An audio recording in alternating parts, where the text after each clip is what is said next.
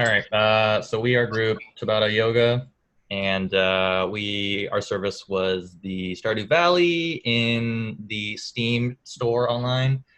I was in charge of the image carousel, and I guess some technical difficulties that I ran into was how I seeded my database, and the way I did it was not the most ideal way, but I progressed with it anyways, and I guess it kind of got to a point where it was a little too late to change it, and that kind of screwed up Josh and Stefan's endpoints when they were trying to pull pictures from me. But in the end, we kind of figured it out, and I think it ended up working. But if I were to do it again, I would definitely reseed my database differently. Wins, I guess, was that they were actually able to pull the photos from my endpoint, which was great. That was a good feeling. And I guess figuring out the image pop out, image modal on my service was good too. So I'm glad that mostly worked out. But yeah, what else is there? I guess it was cool just seeing all of our stuff work in the proxy. Thank you, Stefan, for providing your proxy. All right, that's all I got. It's a good say. So I think one of the early challenges that I ran into, and especially in terms of just like talking with other people, was figuring out how to use game IDs in the URL. And when we looked at the original Steam app, it's like they have the base path, and then it's like slash number, and then slash, it showed the game name. So I think we were trying to figure out how to use that. And I think, so my initial challenge was getting that from the URL to my GET request. And so it actually ended up being pretty simple. Just, I think it was like window.location something. But it was pretty easy to get it from there. And then once we got that, it was simple enough to get into our server. And I think it was either our TA or the full stack review. One of them used like dynamic variables or whatever in the path. So we got inspiration from there.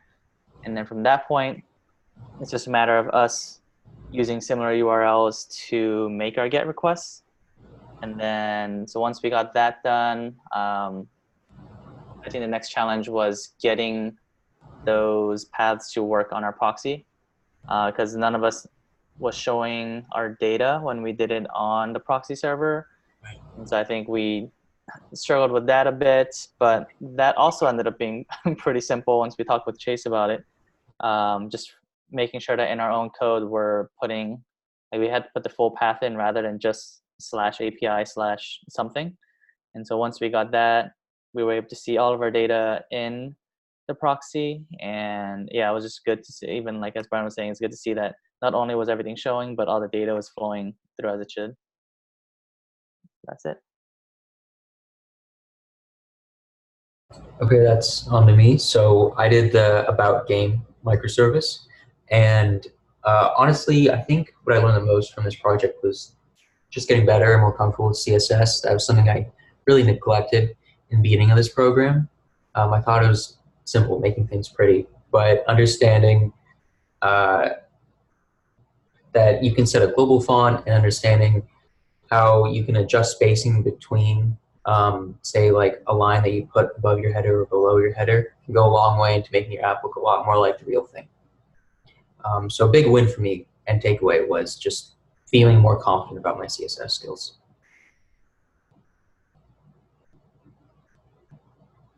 Okay, so I did the reviews, and my biggest challenge was optimizing my service.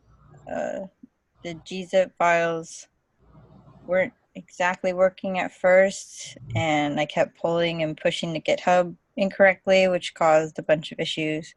But I eventually got it working, so it made me feel really good about myself. And then another big win for me was coming up with the functions and equations that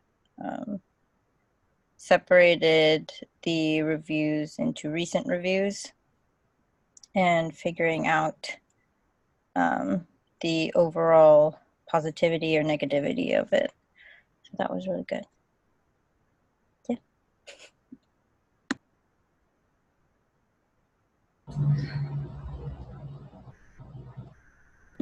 I'm going to let Brian still clap a little longer, and then I'm going to stop recording in 5, 4, 3, 2. Okay.